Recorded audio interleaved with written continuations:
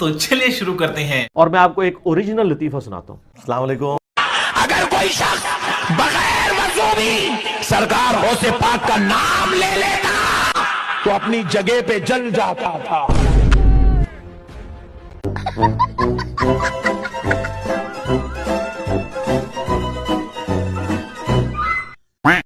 سرکار غوث پاک رضی اللہ تعالیٰ عنہ پردہ فرمائے، انتقال ہوا غوث پاک سرکار کا. آپ کو قبر شریف میں مزار اقدس میں لٹا دیا گیا. فرشتے آئے، اگر کہنے لگے من ربو کا، تو غوث پاک نے کہا پہلے میرے سوال کا جواب دو، پھر میں تمہیں تمہارے سوال کا جواب دیتا ہوں. بولے عبد القادر آپ کے کیا سوال ہیں کہ جب میرے دادا آدم علیہ السلام کی تخلیق ہو رہی تھی تو تم نے الزام لگایا یہ دنیا میں جا کے قتل کریں گے. فرشتے پریشان ہو گئے. بولے یہ عبد القادر، تو فرشتے عرض کرنے لگے اے عبد القادر، جب یہ واقعہ ہوا تھا آدم علیہ السلام کا، جب اللہ نے پوچھا، جب ہم نے جواب دیا ہم دونوں تھوڑی تھے، وہاں تو پورے فرشتے تھے، آپ سب سے پوچھو. تو بولے جاؤ سب کو جمع کرو، میں پوچھنے آ رہا ہوں. بولے آہا بہت چنگا نام ہے. سارے فرشتوں کو انہوں نے جمع کیا اور جا کر سب فرشتے عرض کرنے لگے اللہ عبد القادر نے پکڑ لیا ہے. ہم سے سوال کرنے لگے ہیں. تو رب نے فرمایا جب عبد القادر پوچھا ہے تو میرے فرشتوں جواب دو. فرشتے پریشان ہو گئے. سرکار غوث پاک کی روح پہنچی، غوث پاک پوچھنے لگے. فرشتے تو کہنے لگے اللہ ہمیں عبد القادر کے ان سوالوں سے بچا لے. تو رب فرماتا ہے عبد القادر ان کو چھوڑ دو. پاک سرکار فرشتوں کو شرط سنا رہے. سنو اے فرشتوں، رب کے حکم سے میں تم کو چھوڑ رہا ہوں مگر ایک شرط ہے. تو کہہ رہے ہیں کہ سنو، آج سے لے کر صبح قیامت تک جب کبھی خبر میں میرا مرید آئے گا تو تم اس سے سوال پوچھ کر اس کو پریشان نہیں کرو گے. گالی نہیں دے سکتا، نہیں گالی نہیں دینا. فیملی دیکھتی ہے، ورنہ میں ایسے ایسی گالی دوں، ایسے ایسے گالی دوں نا زندگی بھر. ارے رکو ذرا، صبر کرو. تیرا رب کون؟ کہا غوث پاک کا دھوبی ہو. کہا ماں دینوں کا، تیرا دین کیا ہے؟ ارے کہا نا غوث پاک کا دھوبی ہو. ما كنت تقول حق في هذا الرجل، کیا کہتا تھا رسول اللہ کے بارے میں دنیا میں جو حق کے ساتھ آئے؟ کہا نا غوث پاک کا دھوبی ہو.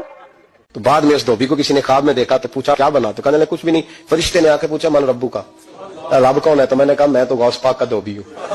اس نے کہا میں غوث پاک کا دھوبی ہوں. وہ کہا بھائی تجھ سے پوچھا کیا جاتا ہے اور تو جواب کیا دیتا ہے؟ اور قدرت کی طرف سے ندا آئی اسے چھوڑ دو، یہ میرے محبوب کا نام لیتا ہے. غوث پاک کے انتقال کے بعد بغداد کے بڑے بڑے علماء اگر کسی مسئلے میں پیچیدگی آتی تو اس دھوبی سے جا کر سوال کرتے ہیں. من ربو کا سوال ہوا تو دھوبی نے جواب دیا مجھے کچھ نہیں معلوم، بس مجھے اتنا معلوم کہ میں غوث اعظم کا دھوبی ہوں. جب اس کا انتقال ہو گیا تو وہ قبر میں پہنچا. جب قبر میں پہنچا تو فرشتے آ گئے. فرشتوں نے اس سے سوال کیا من رب کا، تیرا رب کون ہے؟ تو وہ کہنے لگا میں تو غوث اعظم کا دھوبی ہوں. کیونکہ میں غوث اعظم کا دھوبی ہوں.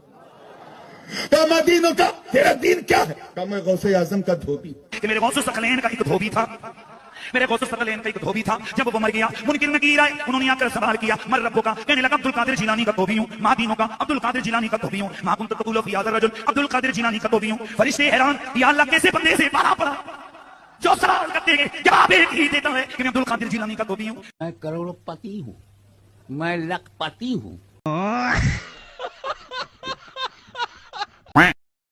اور وہ دعوت اسلامی کا جاہل مبلغ جسے الیاس قادری کہتے ہیں، میں نے جاہل اپنے آپ سے نہیں کہا ہے.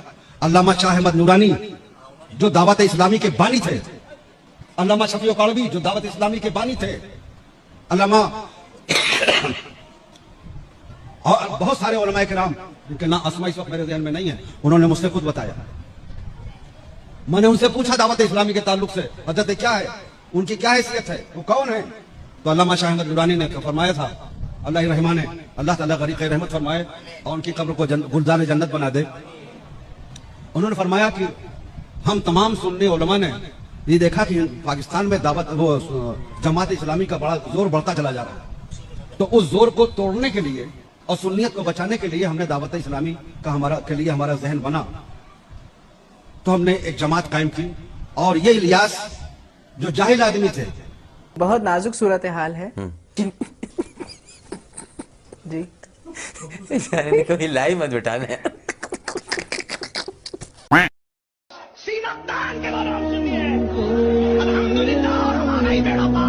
اپنے آپ کو حدیث کہلوائیے، ہم اہل الحدیث ہیں.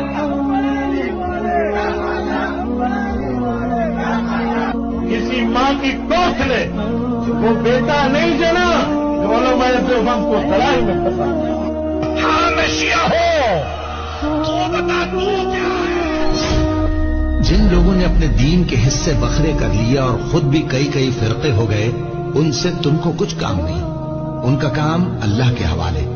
پھر جو کچھ وہ کرتے رہے ہیں وہ ان کو سب بتائے گا. اسی اللہ نے پہلے یعنی پہلی کتابوں میں تمہارا نام مسلم رکھا تھا اور اس کتاب میں بھی وہی نام رکھا ہے. مزید ایسی کہانیاں دیکھنے کے لیے میرے چینل کو سبسکرائب کریں.